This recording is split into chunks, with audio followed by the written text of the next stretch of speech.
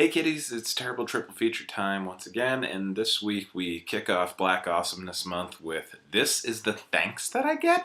It's a thankless job! As per tradition, we celebrate Black Awesomeness Month because I agree with Morgan Freeman that Black history cannot be relegated to just one month, but we can set aside some time to look at some awesome moments by African Americans in film. So this week we're going to look at the what I call the This is the Thanks That I Get triple feature, a collection of sci-fi and horror films that prominently feature a black either protagonist or secondary protagonist that manages to save the day only to suffer a horrific end result by the end of the film. Why we're doing it this year? No reason. Just been on my mind about the contributions of, prominent African Americans to our country and the ingratitude that they have been demonstrated and how that might end up screwing us all in the end, but that's neither here nor there. Fair warning, there's going to be spoilers for all these movies, but I think only one of them has been made in the last 10 years, so it's kind of on you for not having seen them. Our menu is going to include Attack the Block, Strange Days, and Night of the Living Dead. Attack the Block is a lot of fun. It's writer-director Joe Cornish of Ant-Man and the CG Tintin movie fame. His version of a Goonies Monster Squad type of movie. It's, however, set in England in the projects of England, which gives familiar story tropes and characters an international feel, which is kind of nice. Stars John Boyega of Star Wars The Force Awakens fame. If you like him in The Force Awakens as Finn,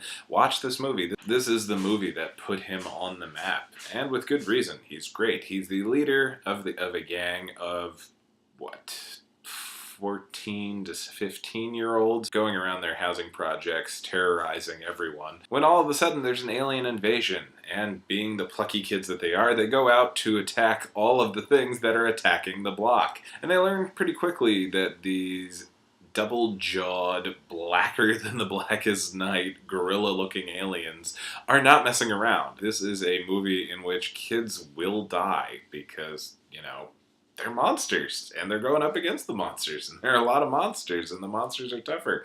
And there's also drug dealers and all sorts of other things that they have to navigate through. What's great about Moses is that he's not, he's not just a plucky hero. He's kind of more in the vein of a John Carpenter type of hero, where he is, kind of on his way to growing up to being a full-fledged scumbag. He is presented with the opportunity to be a hero, and he rises to that challenge, and as a result, we love Moses. Just the shot of Moses running down the hallway, leading all of the monsters away from his friends into a trap with the samurai sword. It's just a powerful scene. Visually, this movie just looks good. It's a fairly low budget. You can tell all the budget went into the special effects. They shot all on location and everything, but they got all of their money's worth out of it, and it just looks great. And by the end of the movie, Moses gets arrested for blowing up his apartment, to kill all of the monsters, because nobody really knows that all the monsters were invading this housing project. So we're not sure what Moses' fate's going to be by the end of it, but he has managed to save the day, at least for the block, if not the entire world, and the thanks that he gets is jail.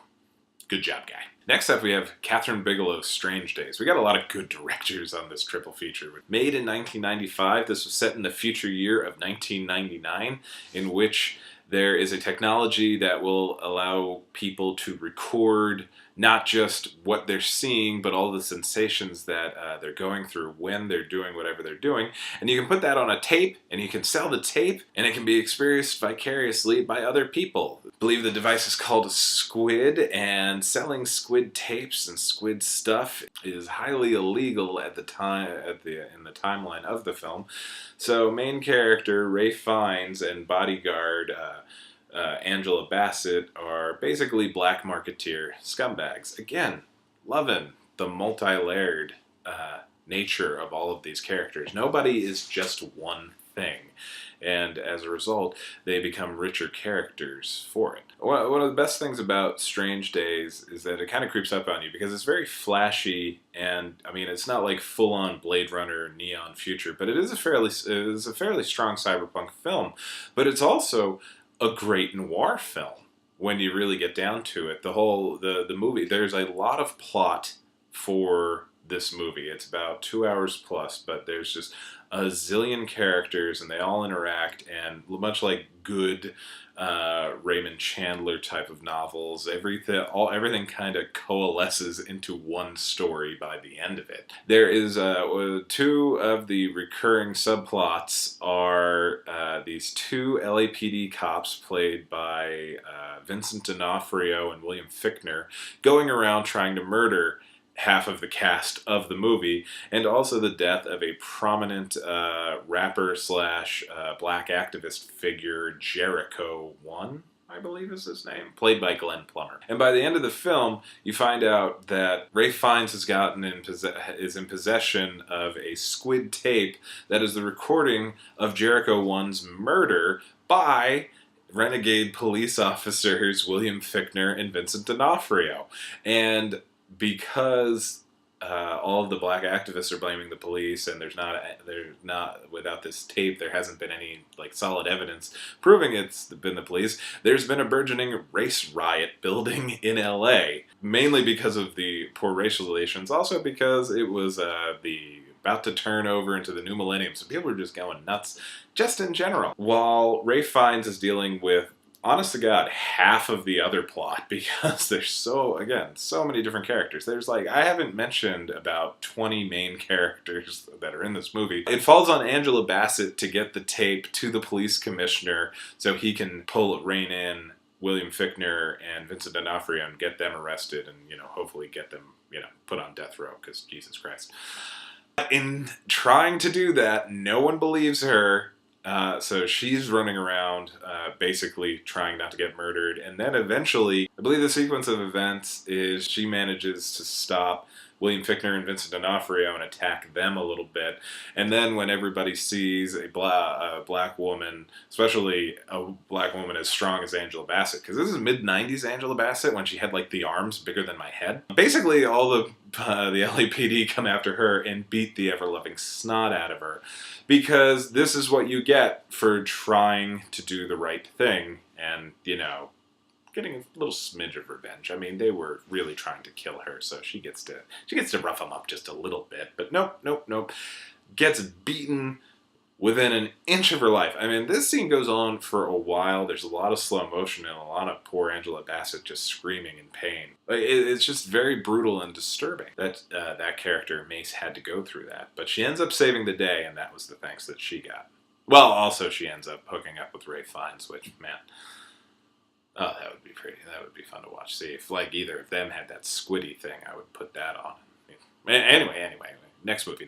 Finally, we have George Romero's Night of the Living Dead. The original. The progenitor of the modern zombie film. You can draw a line from any zombie-themed thing that came after Night of the Living Dead to Night of the Living Dead. It's not even a crooked line. It is just a direct line. Everything springs from that. One of the greatest things that came out of it was having an African-American lead character. This was 1968 or 69. This was unheard of. Even in horror movies, you didn't have lead black characters. But according to George Romero, New York actor Dwayne Jones gave the best audition for the role of Ben, and so it's okay, we're going with Dwayne Jones, and we're going to rewrite the part as a result to make it even better.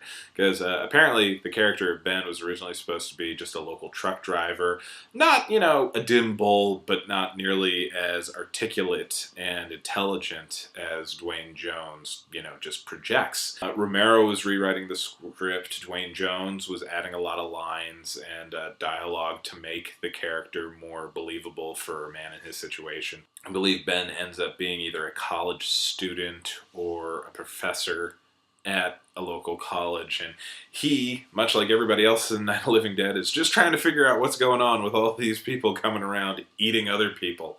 And he is just so dynamic throughout the whole film. He's just always doing something, trying to get the job of fortifying the home that they all find themselves in done and making it as safe as they can, and trying to get some news and figure out what to do next, and protecting people that, you know, he doesn't have to. He protects Barbara. He tries to keep her safe. And even when he eventually meets all the people that had been hiding in the basement despite listening to him and Barbara scream and fight all the zombies off, he's trying to help them out and, you know, get everybody out of the house and into one of these safety centers. Unfortunately, there is a middle-class white guy hammerhead down in the basement, and he just makes everything so much harder than it needs to be. I hate him so much because he's just an old fuddy-duddy, and he's just not a part of the solution. And if he's not part of the solution, he's part of the problem. And ends up being a major problem throughout the whole thing. He drops the ball. He's not as quick as he needs to be. He doesn't react as well. He makes poor decisions that end up getting him, his wife, his daughter killed. He doesn't get everybody killed, but he gets definitely his family killed. Tommy and Tommy's girlfriend get Tommy's girlfriend killed. And poor Ben, just trying to do everything he can when he can. But there's a distinct, because of this guy, I believe the character's name's Harry. Because of Harry, he just there's a distinct lack of cohesion in the farmhouse. But what makes it great is that Ben is never deterred. He is getting right in Harry's face, saying like, "Look, you do what you want. I'm going to do the smart thing." Not defiant, he's just assertive. He is taking charge because he's the smartest guy there and the strongest one. So what else is he going to do? Despite all of his efforts, pretty much everybody dies by the end of the film. And when the night is over and morning comes, Ben is the only one left alive. And just as he's getting ready to call out to one of the local groups that is trying to extinguish the zombie threat as much as they can, they accidentally mistake him for a zombie and shoot him in the head. And the rest of the credit sequence plays over watching Ben being thrown on a pyre with all the other zombies, because, you know, that's the thanks that he gets. And that's the thanks that a certain former president of the United States has gotten with the current president that got elected. Oh, God. That's part of why I haven't made a video in a little while. It's been a rough couple of weeks, but it's gonna get more fun. We're gonna continue Black Awesomeness Month next week, and I'll see you then.